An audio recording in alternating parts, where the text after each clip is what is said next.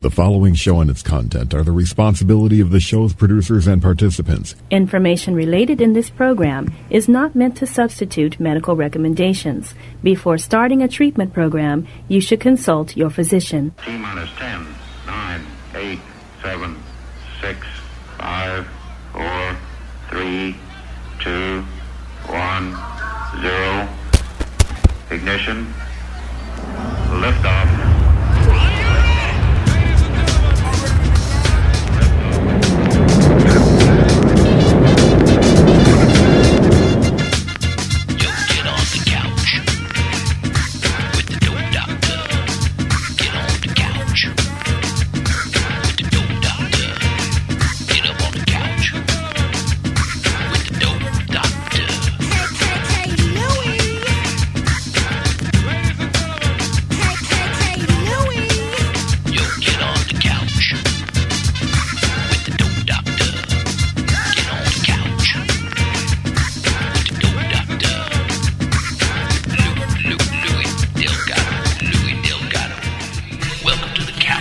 That's right. Welcome to the Couch Live here, everybody, on Friday. It's, what is it, the mid-August, I guess.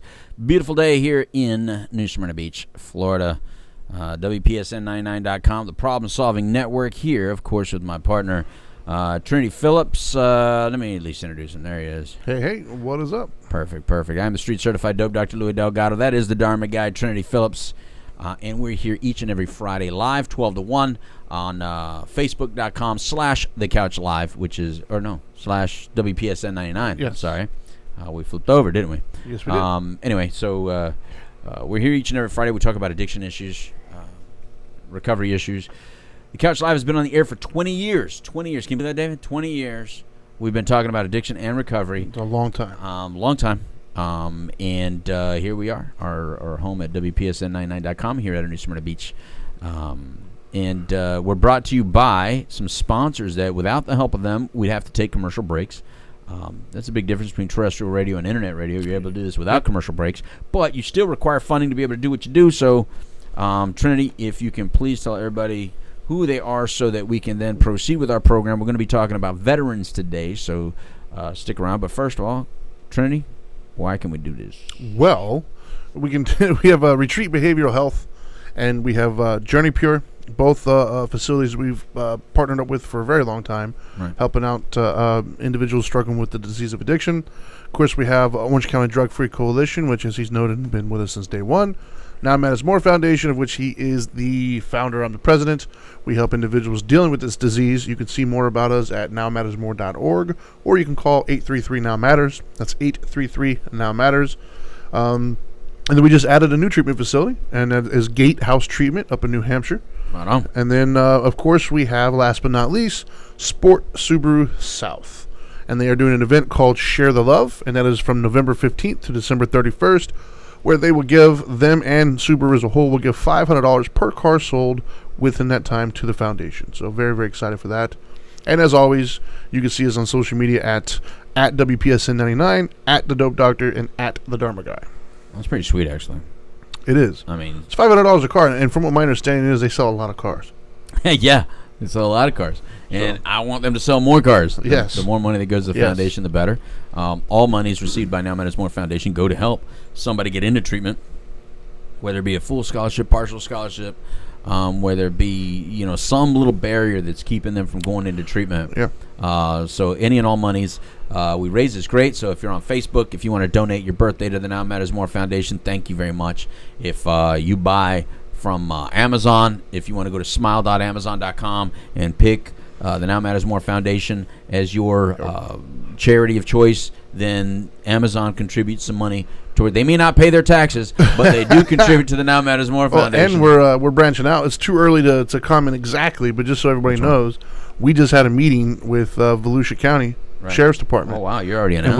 And we got some cool stuff coming up. Absolutely, I'm gonna tease it. Oh, you're teasing I'm not gonna tell them what it is. It's too early, but we are branching out. We've done a lot of work with Orange County, right? And now we got something in the works with Volusia County. So stay tuned. Yeah, they were just here, and we just had a great meeting, actually. So absolutely. That's pretty cool. All right, so let's get right to it. So this is a show that focuses on addiction and recovery, and if you listen to us at all, if you've tuned in at all, to our shows, I am the proud son of a veteran, so any kind of veterans issues means a lot to me. So other than addiction and recovery, that subject obviously means a lot to me. But on top of that list is also dealing with vets. My father served, I think it was 25 years, Command Sergeant Major, retired, Army, served 2 tours in Vietnam. My brother was also a veteran in the Air Force. Yeah. Well, he didn't serve in a war. My brother didn't serve in a war, but he was a veteran of Air Force. Right on. But, and then my mother was Department of Defense. So to me, the family of a vet is also a veteran. They deal with all the same issues of deployment. They deal with, not all the same issues of deployment, but they deal with issues of deployment, and they deal with issues that are related to deployment. And some of that being, it's not always a friendly place you end up going to. And so today, I have a good friend of ours. We've known him for a lot of years. Yeah, man. David Cartagena, who is a veteran. And we're going to learn about where David works now, that it's directly related to veterans. So let's bring him on. Let me introduce him. David Cartagena with Heroes Mile. What's up, brother? Hey, good afternoon. Thank you for having me. Now you're going to get all quiet on me? You better get that volume He's up, such man. a soft-spoken dude. So, Do you have kids? I do. I have When you get onto them, do you do it as soft-spoken, or do you get into them? Yeah. I'm pretty mellow, so. So when you do raise your voice, they probably run and hide, don't they? They're like, oh no! Is this part of your therapy? Is this part of how you don't end up shooting me or something? Yeah, I guess I'm the good cop. There you go. And then at our facility, James is the good. Like I said, he's the type that when he raises his voice, you better run. Yeah, he sounds like a sniper. Exactly. He whispers. Anyway, David, you served in the military. First of all, let's talk about a little bit about who David is. Well, professionally, I'm the. No, forget that. We'll get into that. Okay. We'll get into that. But who were you before, professionally? Unprofessionally? No, like David Cartagena. So you were in the military. How many years were you in the military? When were you in? So I was in the Army 3 years, right out of high school. So 1984 to 1987. Right on. And while there, I was a 19 kilo was my MOS. I was a M1 tank crewman. So M1 Abrams. That's awesome. It was fun. And then how good does that feel though when you when you hit that button and you launch that shell across an explosion? That's got to be one of the best feelings ever. It's fun. As a dude, that's just like a dream come true. Just boom, blowing things up. And it just, cause a lot of folks just think it's just that one main cannon on the tank, but there's you got machine guns on there. There's machine guns on there too. So yeah, shooting those are fun too. Yeah, because you actually feel those the vibration through your hands, and they rip it. Yeah. That's got to be so awesome, man. And another thing people don't realize, too, is how heavy the rounds are. Yeah. Like the rounds that go down the main barrel, it's 60 pounds apiece. Wow. Yeah. And you're sitting while you're picking that up? No, you're you standing. have to reload? Yeah, you're standing to load. So they're behind the metal door. And so with your knee, you hit a lever, and it opens the door like an elevator door. Mm-hmm. It opens, and then when you grab the round, you release it, and it slides out. Mm-hmm. And so you catch it, and it's 60 pounds, and then you ram it up. Wait, you could stand in there? Yeah, it's tight. Because you're a tall dude. Yeah. How tall are you? 6 feet. So just a little taller than 6 feet. So there's got to be like a rule. Like there's got to be a height limit to work in the tank, right? Yeah, when you're in, I thought it was all jockeys in there. No, when you're it's tight though. It's a tight space, but 4 people fit in the tank. So. Wow. Well, 4 normal sized people, or could I fit in there? Not Trinity size. Well, you it'd be tight. You'd be like the tank commander. I think is the most comfortable spot because if you look at the way it's set up. The driver, you don't see the driver. He's inside. He's under the barrel. So he's in there, so you don't see him. And the other 3 guys, if I'm the tank commander, the gunner would be in front of me. Okay. So low. I'm behind, so I'm right. There's a hatch above me, and then the loader has like the most space because you have to load and you have to maneuver and so it's pretty. The roomiest spot, I guess, would be the tank commander and the loader. Then the driver, the gunner is a little tighter spot. Yeah. And then the driver is buried in there. Wow. So, but 4 people do fit in there. That's still got to feel so cool to blow things up. And there were people who were taller than I was. Like, do you walk around with a certain confidence knowing that you're like, yeah, I'm in a tank, bro? Yeah, it's fun, but... you're a slow target, though. You are a slow target. I mean, you are a target. But you can take a lot of hits, though, depending on what it is. Yeah, I was going to say. Yeah, well, with the... they are fast, though. The M1 is super fast, and so... But you are a target, though. Yeah. And so... fast compared to Not compared to the motorcycle he used to ride. No, fast compared to a regular tank. The turbine engines too. Yeah, So these things, they were fast. Yeah, They yeah. were- I mean, Especially in the that's desert, you can go a little bit faster, right? Yeah, It's flat. or open. Open terrain. Yeah. Mhm. So I think the hardest part, Trinity, would not necessarily be missing the gunfire. It would be missing the ability to like get out of the way. Like when you get in your Corolla at home, Yeah. your regular vehicle at home, and go, and you're in traffic. You're like, God, man, if I had that tank right now, They just run over Yeah. things. yeah, But it's such a long time ago too for me. Like Yeah. it was back in the '80s. yeah, But although you think about it, you think, wow, it doesn't seem like that long ago. But, right. All right. But, Right. but it is. Awesome. All right. So, and then you come back, and then in time, you end up being part of this organization. And tell us a little bit about Heroes Mile. And you kind of preface it. Heroes Mile. What is Heroes Mile? So Heroes Mile is a veterans recovery program located in DeLand, Florida, Okay. and it's for veterans, and the vast majority of our staff are also veterans. Right. So we have a few staff members who are spouses of veterans. So like you mentioned in the earlier that Yeah. they know what you also have, just being a spouse or being a relative of Right. a veteran, you Right. also go to you experience similar things. Right. And so we treat veterans in our place, solely veterans, male and Right. female. Right. And for substance abuse, Right. post-traumatic stress, Right. and military sexual trauma. Okay. Are the three things. And we have 4 levels of treatment. Right. And so it's detox, residential, day night with community housing. Right. As it commonly called, what's it, PHP? PHP. Yeah. And then intensive outpatient. But so let's because whenever I hear that a place treats veterans, I gotta automatically think, why? Is it because they all have insurance? I got to think business wise, because one of the things that we do as part of the Now Matters More Foundation is help protect people from. There are individuals out there, or there are organizations out there that feel like they're like trying to, like it's all about money, right? So I want to separate that. I want to understand it, and I don't mean to challenge you. I happen to know your ownership, Yeah. and the only reason you're on this program is because I happen to know your ownership, and I know that that's not the only deal, but I have to at least talk about it, Yeah, no, right? that's Because fine. that's Yeah. always the elephant in the room. Is like, do you actually really give a damn, or you just do it because they all have benefits? So, first of all, what is available for guys that come out of the military? They come out. We know the suicide is a big problem with a lot of veterans that are coming back. We know that we do have a Veterans Affairs, which is the VA, the Veterans Hospital.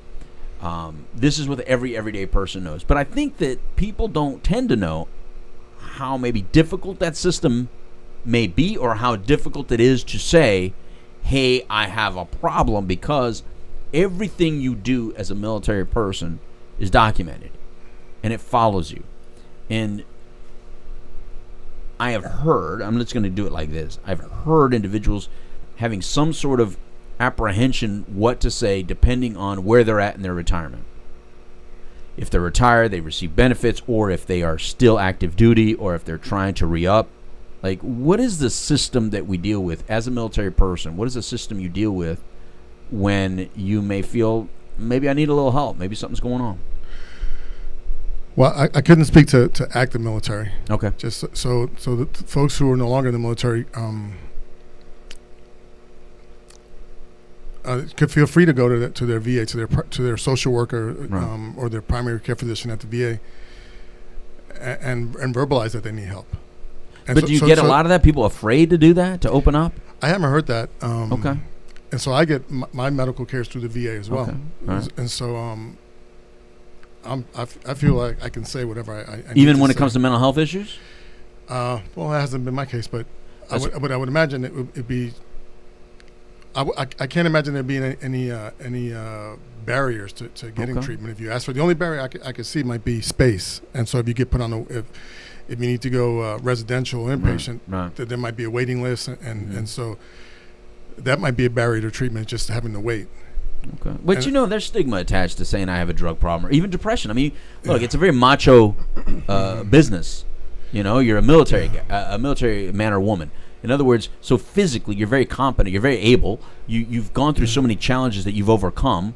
It's hard to imagine you can't overcome some sadness or something that we would know or we would consider trauma but maybe it's hard to accept that. Look, you're probably experiencing some trauma and depression, and so it's okay to ask for help. Yeah, I haven't heard that there is difficulty in asking. I would imagine that generally there would be, because, like, when somebody first walks into, and anywhere I've ever worked, so anybody who walks into the facility, when they first walk in or into the office or whatever, that's a big step to walk in and say, I need help. Yeah. So I would imagine that's it'd be hard in any environment, not just for veterans, but for anyone. Just to say I need help. So I'm assuming that's also the case for veterans. It's hard for them to come out, but I haven't heard that once you do make that decision to go ask for help, that there's difficulty getting help. Okay. And so the only thing that I have heard is that there's just sometimes there might be waiting lists or having to wait to get treatment or wait for a spot to open. Okay. Might be some of the stuff that I've heard. Okay. That, So there's people out there, veterans out there that maybe have asked for help. Now, the current system that's in place, a lot of times at the VA, there's treatment at the VA, right? There's outpatient services at the VA. Does the VA have any residential services? They do, like here in our area, they have the DOM at Lake Nona. Okay. And so, but again, it's a waiting list. So if you need help, like right away, if let's say I need help right away, and I call, I call the team. Whoa, what is that? That would be your. I can't even turn it off. It's way over there. Oh my god. Oh yeah, I can. There it is. Wow. Way to Sorry go. about that. So if I need to help and ask my primary care physician for help, Right. and it was determined that I needed residential care, I might have to wait. Right. Which is difficult, because if I'm asking for help, I mean, with drug and alcohol problem especially, you change your mind very quickly, or there's all kinds of things that come into your head that create doubt. Yeah. All right, never mind. I'm good. I'll deal with it a different way. Okay, or you keep using, and then it's too late. Yeah. So I mean, I haven't. So that's the only barriers I've heard about has been those having to wait. So you haven't heard of the personal barriers of just the stigma attached to it. I have to open up. I have to say I have a problem. I have to actually, say this, and it's very possible that it may affect my pay or anything, or my status. No, because when we get them, when you're out. Yeah, I've heard of that with people who are currently active, in. Yeah. Well, some people are still considering re-upping or going into reserves. Like reserves. Yeah. So sometimes they're just like an immediate veteran, but they're thinking about, they go out for a year or two in regular life, and they go, you know what, I no longer belong in these regular jobs. I need to go back and do something. Or they want a civil service job or something and obviously it follows them a little bit. Yeah. With civil service, at least. Yeah, I've had somebody that we both know actually that we've helped. They ended up going into the military, but reached out trying to figure out what to do because they're currently in the military and they're afraid to speak out because all their colleagues are telling them not to, because if word gets out, then it's going to affect their pay, it's going to affect their future and the thing. So he feels very unsure as to how to proceed. And I think what we're hearing is maybe that's no longer the case. Maybe that's all just fear based. Maybe that's just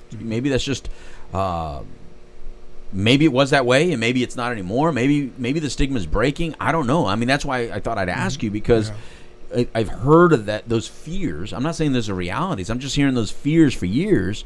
But I know even with my own father through the VA, there's a lot of things that weren't admitted early on due to some of his disability issues. But then as the years progress, every time something becomes a little less of a concern to say, all of a sudden, oh, yeah, you're more disabled because of this.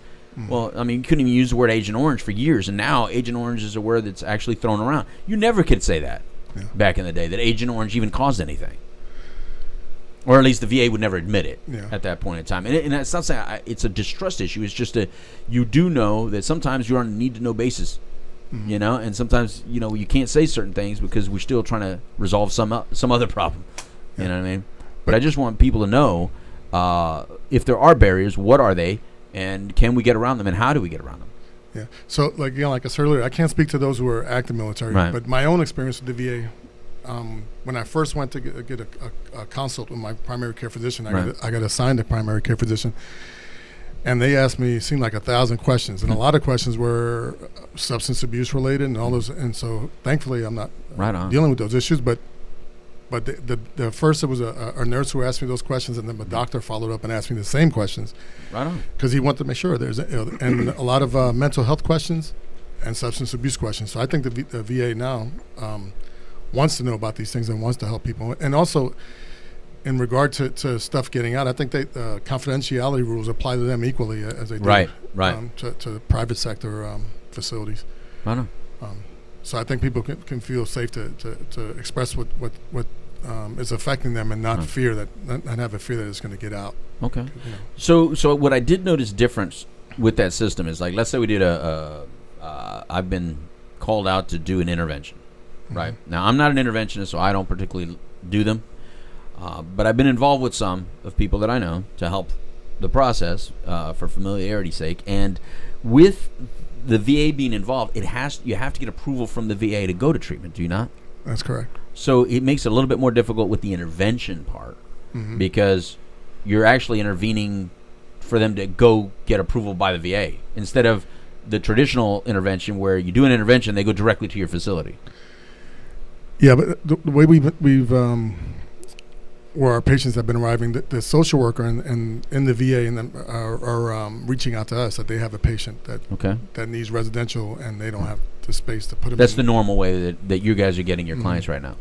Yeah. So initially we scholarshiped quite a few people when we first opened the place up, and so now we'll get a call from a social worker in Jacksonville, or we get a call from a social worker here at Lake Nona and saying they have a patient, a veteran who needs help.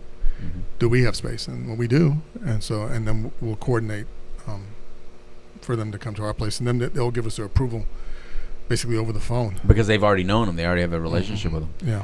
Now, when they run out of space, are they open to allowing them to go outside of their space to go to your space, a private sector?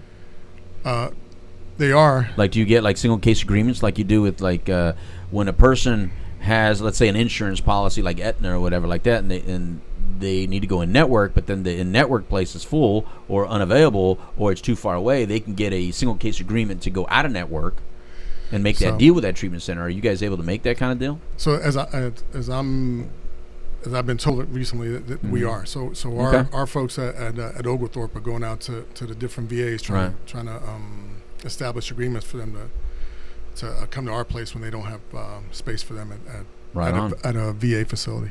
Right on. So, so that's the folks who've been getting directly from the VA. Okay. They even transport them, everything. So, now, one thing that I like about your program is, so I want you to speak on that, because with veterans issues, or even with addiction issues, like I'm in recovery, so that always allowed at least a freedom of a person is an addict to know, at least I understand it, right? Do I think it's necessary for you to be in recovery to treat someone in recovery? No, but it does at least take away one little barrier of conversation, so it allows the person to know that if they talk about their problem, you can identify. With veterans, I've noticed that there's it's a specialty group where you being a veteran, you understand some of the things and processes they've been through, or the way some of that thinking is, or maybe even some of the experiences. So it makes it easier for that veteran to feel open or to talk. Much like law enforcement, first responders. There's a familiarity when you're speaking with other people in law enforcement or first responders, including military. So your place is kind of battled that a certain way, or you address that a certain way. What did you guys do to address that? Well, we decided to hire veterans. So the majority of our staff are veterans, and that's like an icebreaker. You get a veteran come in, the first thing we ask is what branch did you serve in? Right. And so a person might. I'm speaking to a veteran. He may say, "I served in the Army." Wow, so did I. And what was your MOS? And that's how we that's that icebreaker. We get that communication going. And at first, because that was the concept, and I said I could see how that would work, but it's still a concept and it's theory. But I've witnessed it in person where it does work. Right. So we had a young man flying from New Jersey, a veteran. So when he got to the airport, he decided he wasn't sure he wanted to be in treatment. Yeah.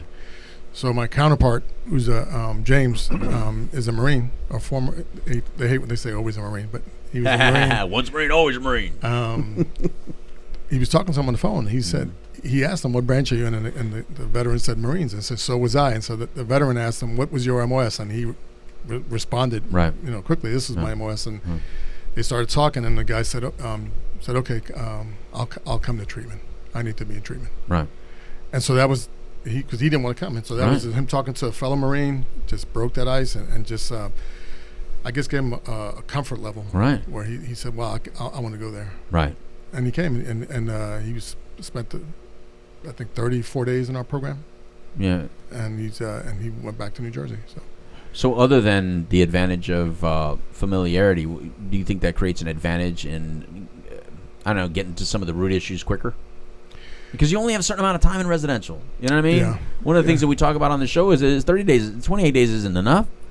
You know what I mean? It's just the beginning. So do you think that helps you kind of move the ball a little bit further down the field? Because I think we get started sooner. I think that starts the conversation sooner. Yeah. That early on, when they arrived to our facility, we were all engaged in a conversation, and so I think that starts the ball rolling sooner. Right. To start dealing with some issues, and so I think it helps.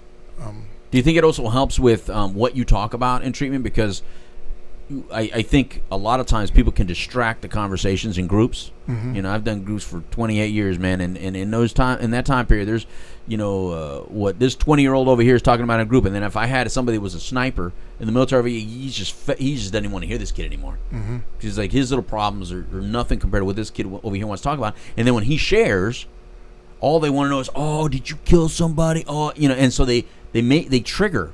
Yeah. So my veterans, you know what I mean? With their little conversation, they're looking up to it differently than when veterans are with veterans. They don't do that crap. They don't talk like that. No. So, yeah. So, they haven't. So, because I sit in groups, it's as a more of similar to how you used to when when I used to work for you. Mm-hmm. Full disclosure, David worked for me at one of the programs that I came in as a consultant for a couple years. And so I'll sit in the group as a QA, just to make sure, see what's happening in our groups and stuff. And so you don't hear those conversations about, did you kill it? Because we have combat vets and we have vets who weren't. Right. So, but you don't hear that in the groups at all.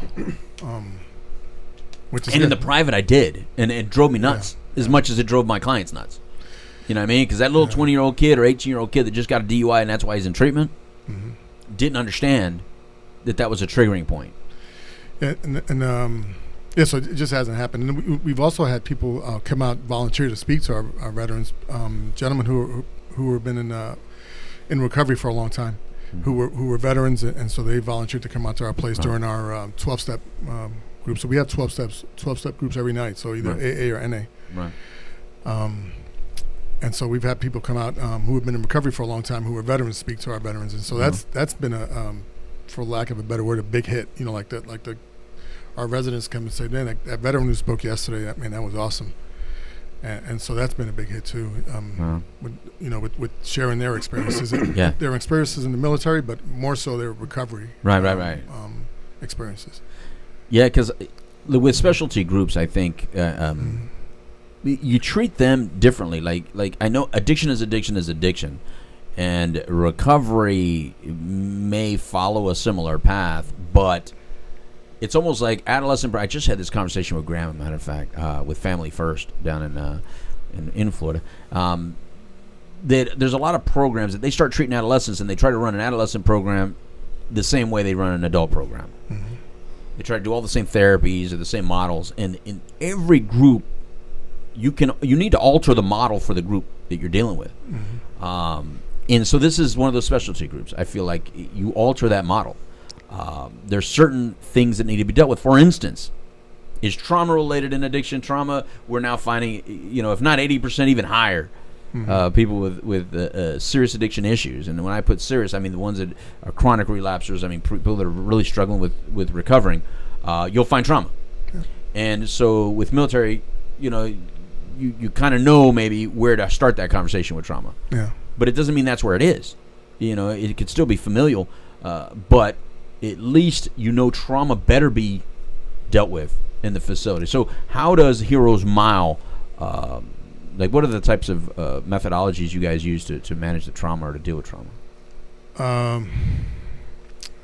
Well, I'll say more or less what some of the your things treatment we're doing. modality a little bit, yeah. So we have our therapists who do individual counseling. Okay. So one-on-one individual counseling. We have 14 hours of clinical services per week that we provide the veterans.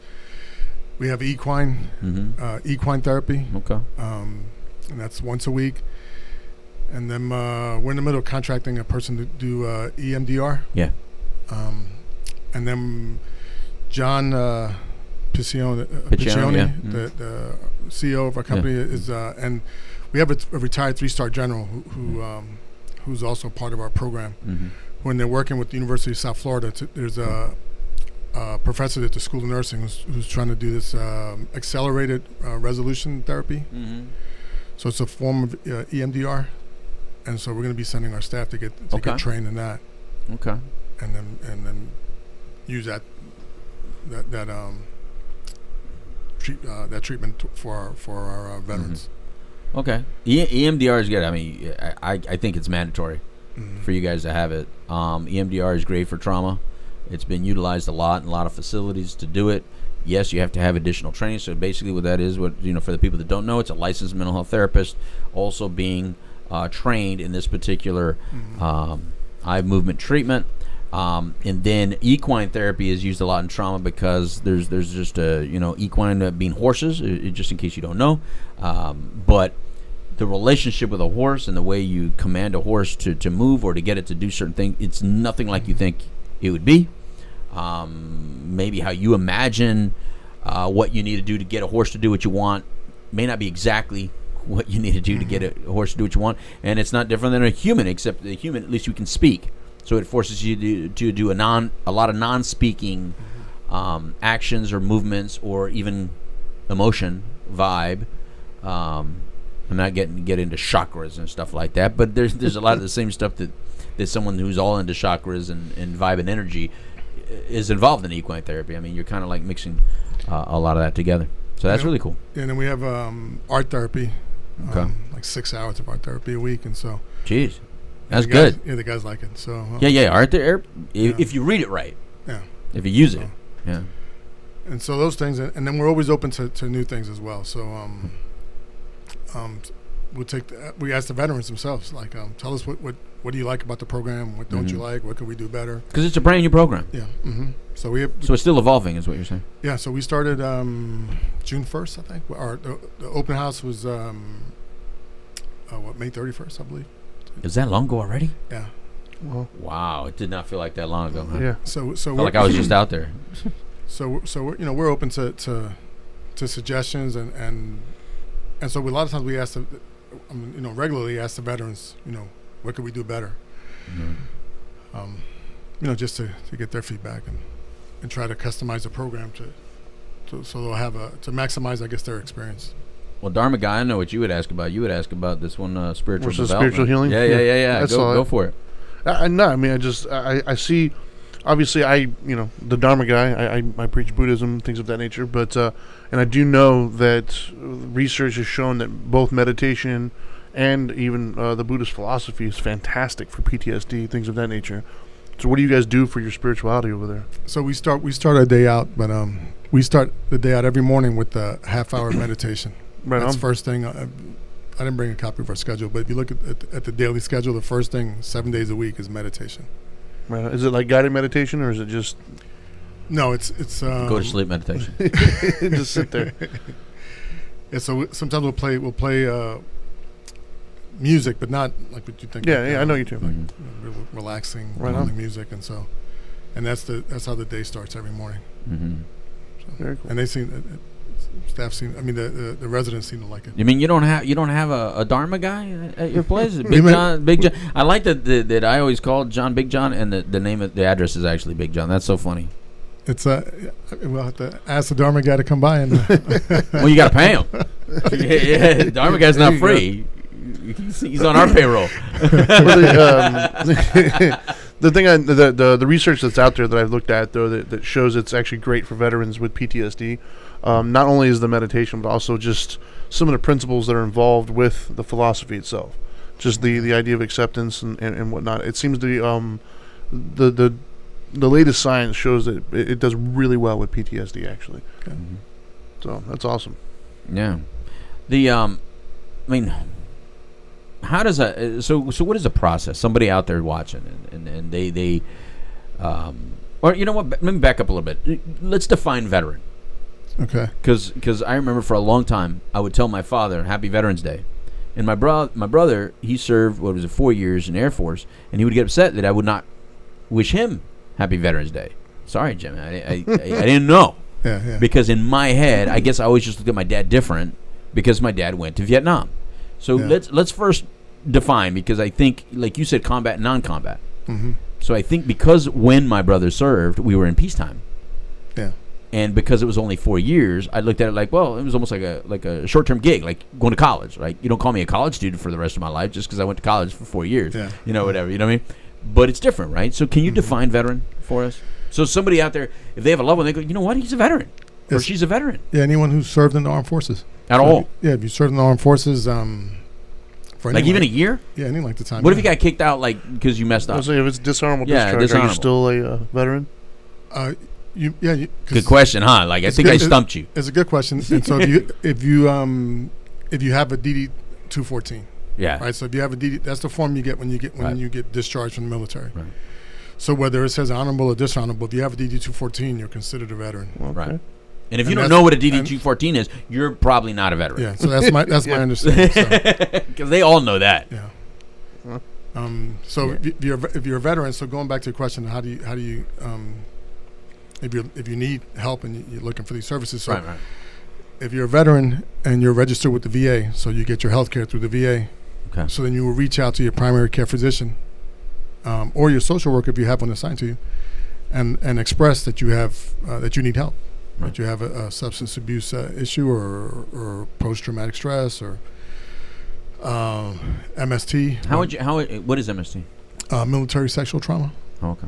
And so you would express that you have those issues and you want treatment. So you may get treatment in the VA system, mm-hmm. or you can also call and say you've heard about Heroes Mile, and you wanna go there, and ask for us specifically. So we have a website you can go onto, and there's a virtual tour of the facility. Okay. And so I know you've seen the facility. Oh yeah, it's a beautiful facility. I don't know if Trinity, you've gone now. Now, is this stuff like widely known? Like all my military friends that are obviously veterans at this point, they all seem very well versed in going to the VA, the GI Bills, like what's accessible to them. Like they all really know what they can get. Is it the same with addiction services? Or do they know that, hey, if I'm struggling, I can go there for this? They may not. But if you look at it as a medical issue, then you'd say, like, if I see addiction as a medical issue. So if I was struggling with addiction, I would naturally reach out to my primary care physician at the VA and say I need help. Okay, so I think you just tapped into something right there, though. Yeah. Because you're in this business, though. Yeah. So you're a little skewed. You understand it as a medical issue. Mm-hmm. So speak to the people that don't know that. Well, actually, right here. Speak to the people that don't know it as a medical issue, or don't look at it that way. Yeah. So if you're struggling with substance abuse, I would reach out to my primary care physician at the VA or my social worker at the VA, and say I need help. This is what I'm struggling with, and you'll get help. And so it might not be there. They might, but you'll get help. Mm-hmm. So, or that'll start the ball rolling to get some help. What are all those other little facilities that now exist? Or like little VA outpatients, or like little VA clinics? Oh, clinics, yeah. So yeah. Tell us about those. So not everyone lives near. Like we're fortunate, that we live close to where is it? Baldwin Park and Lake Nona. Yeah. So my wife actually works at both of those. Yeah. So we live close to those. But if you live in Daytona, let's say, there's a VA clinic in Daytona. Okay. And what is the VA clinic? What's the difference? It's like going to an outpatient clinic. An outpatient. Yeah, like going to urgent care, Centricare or something like that, something similar. And do they communicate with each other? I mean, is your jacket as it follows you everywhere? Yeah. So if you're in the VA system, you can go to the VA clinic at Daytona Beach, and they'll, like, I can go. I've never been there. I can walk in there, and they could pull up my record. Right on. Yeah. So I mean, so it might be closer. So if you lived in Daytona, you wouldn't necessarily have to drive all the way to Lake Nona or drive to Baldwin Park to get services. Yeah. And do they all know about the VA clinics? Like, how did they get the word out that these clinics were opened and where they are? They'd have to call the VA, I would assume. Okay. Because I know I had a list, and you know where I got the list? Remember we were in L.A.? Yeah. In Orange County? That's right. Mm-hmm. I got the VA clinic, and my dad wanted it. My dad my career guy. Mm-hmm. He's been going to the VA for forever now, right? Yeah. This is a 79-year-old man, and when I got the list in California, I got it specifically for him, and my dad says, "Oh, give me the list." Okay. And he has a VA. It's close by. He still wanted the clinic list because, there was some, he just wanted to make sure he knows everything, what he needs to know. Like, information helps him make decisions of where he needs to go, for what. Is it closer even? Is it, like in and out, But my dad swears up and down by it. They've been good to him. My dad's gone through his cancer treatments through the VA. Now, they may not pay a lot. And he may have a secondary insurance or whatever like that. But the point is at least it's been available. Yeah, I first time I went to the VA for anything was this past January. So even though I was able to for years, but the first you never time went. Never went. Why? And I heard negative. It always had like stories. a negative thing, didn't it? Yeah. And I went, and I had a really good experience. The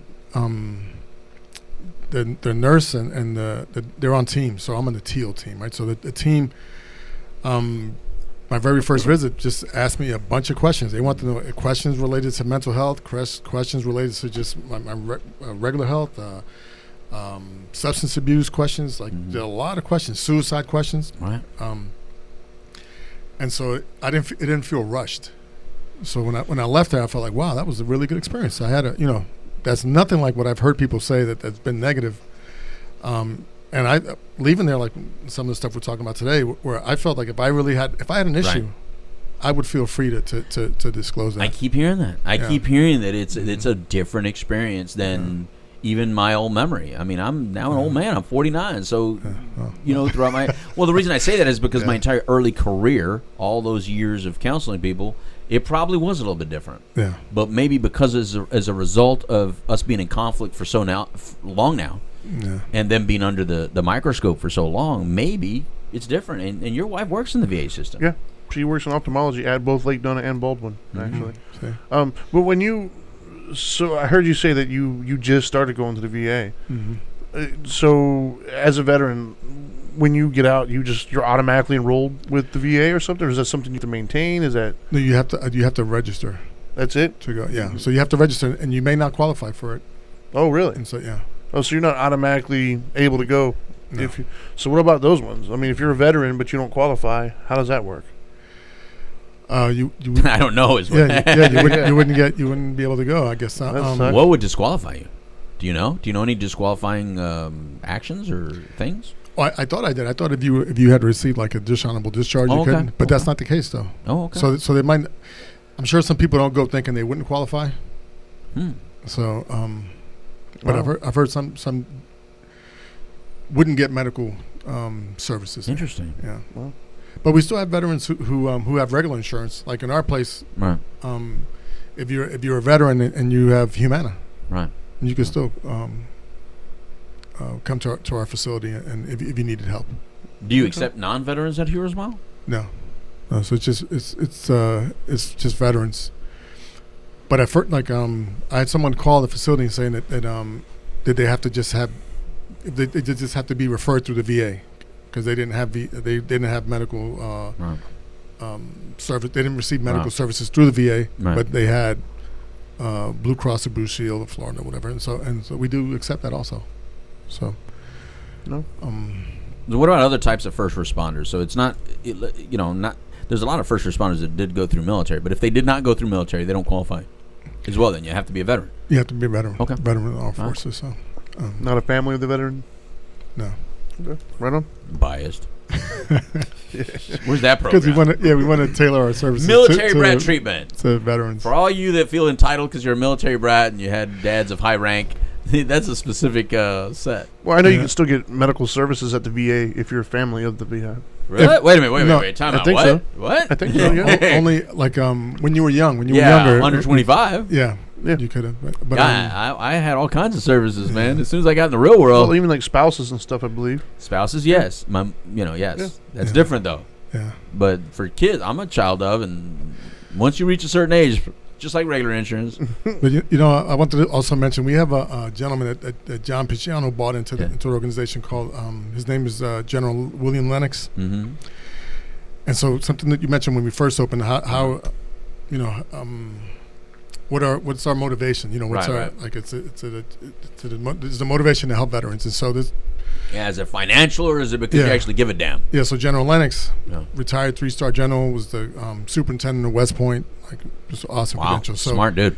yeah, so he is involved big time in our program, and so I honestly don't believe he would be involved if it was just a money generating venture, because he is really involved in this. He does outreach. He goes to just all these different functions just to speak on our behalf, because he's actually I think he and John came up with this idea, and so so I don't think he would be involved if it wasn't Right.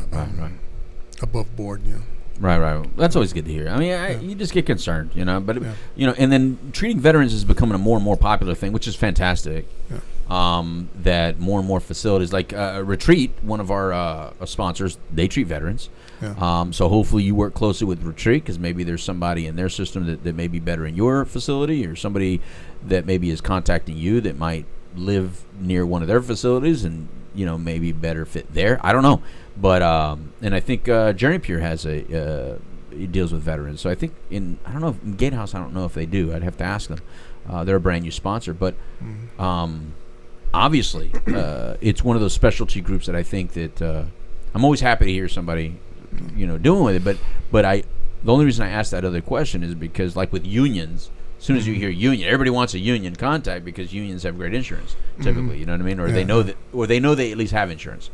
And so, I do that other eye. I just want to know why you dealing with it. You know what I mean? And just like when we had a treatment center, I allowed it to be unionized so that union people could treat union people, and that was important for the union guys, the regular union guys sitting there working in a factory, working something like that. It made them feel better. That all right, so you understand what I'm going through because you're a union guy treating me union guy. You're not just treating me like a paycheck.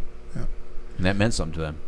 And I think with us too, with the staff being veterans as well, like we have this attitude that every veteran has a story to tell, and so we want to hear it, and we're there to listen to it, and so and I think it's big that we're also veterans. I mean, cause that's the big thing. Like we had a gentleman come to the program yesterday, so I saw him. I walked over to him. I introduced myself, and I asked him what branch. He told me. I told him what branch I was in. He's like, cool, Sweet. And then the gentleman who was doing our admissions lead was doing the intake was also a former Navy corpsman, and so like that's a conversation just right there, just on where'd you go to basic, and just that conversation, and or tell me something about your time in the military, just and tell me that story. I want to hear it, and so I think it's like an instant big. bond, right? It just never goes away. Right. That's awesome. Like that is the one thing being the fact that I'm not in the military, but I have a lot of friends, and when I worked at the Postal Service for 11 years, and everybody there almost was some So sort you of have a bond with other postal people. Whenever you see no, not at all. Whenever you see we have that in common. you go like that. Do you go like that? Yeah. We have that in common. Oh, you were postal for 12 years. Yes, I was there for 11 years, and it was the worst job ever. Yeah, I hated it. That's how we bond, is we all hate it. But anyways, the one thing I noticed though is even though there was some playful going back and forth between the branches, there was an instant respect amongst any branch. Yeah. It was like an instant brotherhood of like us versus them, and that's why I think it's interesting though that there's a program out there for and by veterans, because I do believe it's an instant bond. Like I think that's because there's so many barriers, man. When it comes to getting help with addiction, there's so many barriers. There's so many reasons why. So to remove that reason why and actually make it a plus, it's kind of cool. Absolutely. But I have a lot of friends who still work in the post office, so it wasn't that bad. Oh, I did too. You gotta. We both left, brother. That says enough. Yeah. I got friends that are probably listening right now who still work there, and they know. That's why I left.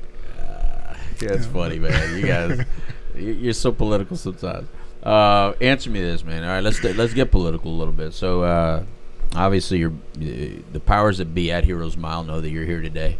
But who do you respond to? Who's your supervisor for you? Because aren't you one of the top dogs at Heroes Mile? So who's above you? Scott Price is our. Is he watching? He may. He's I think he's director of compliance, corporate compliance. Right. Okay.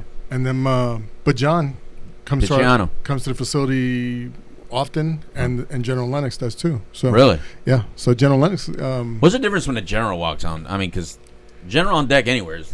Yeah, it's a big deal. Yeah, it's a big deal when he comes in. Yeah. So to us, to the staff, to the patients. Even after retirement, huh? Yeah. It's like ingrained in you. Yeah, and you could just tell he has a presence about him when he walks in. Everybody knows he must have been somebody So he walks in but he's real heads on. He walks in and the patient he goes towards the residents and talks to them and so he's. But you could tell he's my dad gets that. Yeah. Command Sergeant Major retired. He gets that. It's like certain people just know. A guy came up to him the other day. My dad told me a story. A guy came up to him the other day and says, "You were a Command Sergeant Major, weren't you?" Yeah, and he goes, how did you know? Do I know you? Or something? He goes, no. He goes, just by the way you carry yourself. Yes, and I would call him. Know that? Yeah, I would call him Sergeant Major if I. They knew because we had a colonel who was initially was on the ground like doing everything early on, and I called a colonel, and she constantly said, "Call me Pamela," and we Colonel. We think she deserved that respect, and some people would say that you guys have been brainwashed. Yeah, but no, it's actually a respect thing. We had the same thing in my high school. Our football coach, everybody called him Sergeant Major. Really? That's who he was. He was this old black dude, man, but he was like in better shape than all the kids. Yeah. He would wake up every morning at like 5 a.m. and run like a few miles. Yeah, my dad would do ungodly stuff. And then when he would show up and he would be out there with the kids, but everybody, even the kids who weren't in like ROTC or whatever, which is football, everybody referred to him as Sergeant Major. Yeah. I don't even know his name, to be honest with you. Yeah, that's funny. Yeah, but with us too, the general comes out, John comes out too. That's the thing. Like I've never just from my previous experience, corporate experience, like he's one of the owners, and he's in there. He's in there talking to the staff, talking to the patients. Yeah. And I keep going back between residents and patients, but it's the same. Yeah. It's gonna take you a while to get used to all that. But he comes on. He's hands on. He'll sit down in the dining room and have a cup of coffee with the guys, and it's the same with the general. So. Which I'm not used to from my previous corporate experience. What I didn't hear you say, and what I have seen at a facility, so I'm going to throw this at you because since you are one of the top dogs out there, you may already have the answer to this. There are veterans of war that have been provided an animal. Okay. Do you guys allow them to bring their animal to the facility? If it's a service animal, yes. Service animal is what I'm talking about. Mm-hmm. You do? We do. Because I went to a facility in California. In California with Trinity. And Trinity, was that not the coolest thing to see this veteran? Yeah. And that dog had a leash, but it was on the ground. It just followed him everywhere he went. It followed him but it was amazing. Yeah. And so that's why it came to my mind because we saw it in California. Yeah, if it's a service animal, yes. If it's a comfort animal, no. Oh, I see. So it's a difference. Well, tell me the difference. One's licensed, one's not. One is like through the email, through the internet. No, I think that those the way it's been explained to me is that if it's a service animal, then yes. So I guess if it's been trained, for lack of a better word, trained and prescribed, I guess by right. Rather than do you guys help them? Maybe get prescribed a service animal if that's what they want. So if they ask for that, but how would they even know about it?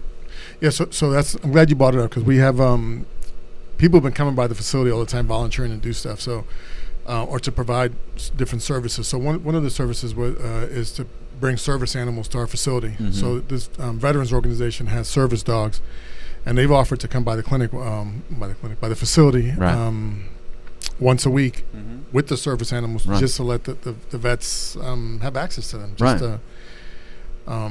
And so having that activity.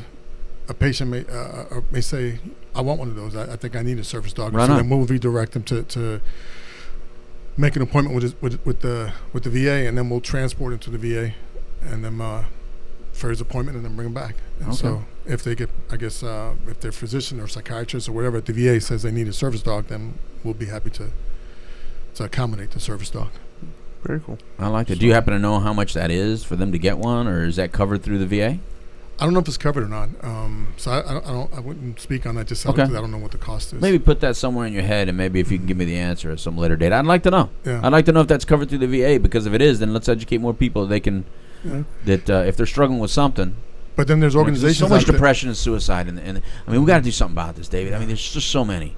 Then there's organizations out there who I can't. Right, I'll have to email you those. But Okay. there's a few people who offer to who put veterans and service dogs together. Yeah, that's what I'm talking about. Yeah. Yeah. I know of So- one right now, actually. Yeah? Valor Canine. Okay. Yep. She put service dogs in. I believe so, that's- actually. Yeah. Okay. They're right there in Oviedo. Right on. Yeah, I just think that's so important. All right, so what are some things that you think you better touch on, because just in case Scott's watching, right? No. What do you think veterans out there watching really need to know before you leave? We got a couple minutes left. All right. So just like we mentioned earlier, it's a veterans program for veterans by veterans. We're in a really serene location. Yeah, that's for sure. So Middle of nowhere to land. So we're in DeLand, Florida. We're about a mile. That's what it's called, Heroes Mile. We're actually literally a mile off the road. That's funny. So you don't hear traffic. There's a pond behind the facility. We sit on 5 acres, but then we also own the adjacent 5 acres. So it's basically 10 acres of really quiet, serene space. And so if you're there, you're able to focus on the therapy, on the therapies you're getting, and you're not distracted by noise and by outside influences. Right. So I think that's the biggest appeal of our place. Beyond that you're being treated by veterans. And I think the important thing is, even if they don't go to your place, that they go to their VA. Yeah. Did they not worry about it? Trinity, you have any thing? Well, I would say, side note, very quickly, Beth Rodriguez just commented, and she said service animals are free to vets who qualify. Ah. So that would be you your price. Wow. See that? Yeah. She knew, and she works for you. She does, yeah. Isn't it great delegates. when you hire people that are smarter than you? He She delegates. is. That's That's the goal. how though. I've been. That's how you hire. Yeah. You hire people that know information that you don't. Yeah, I'd say the only thing I would offer up is just, what I didn't know or what I wasn't aware of is just, if you are a vet, there is help. There is help out there. Yeah. But it's on you to take the initiative, I think. Right. You got to speak up. You got to say something.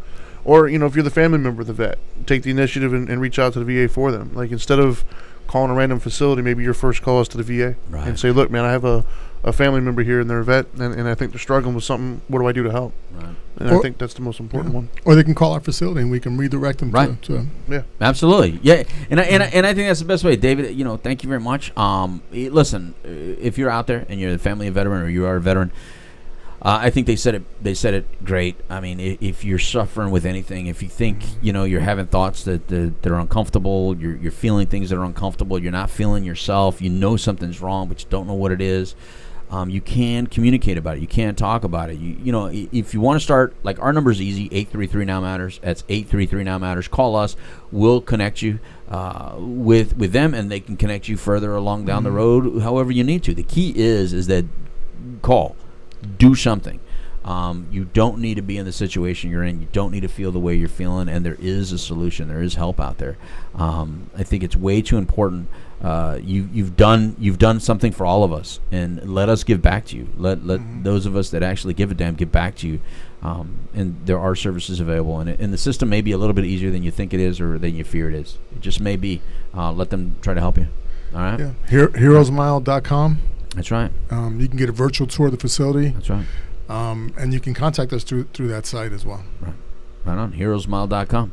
From all of us here at the Couch Live, adios, amigos. It's time for a taco. Goodbye.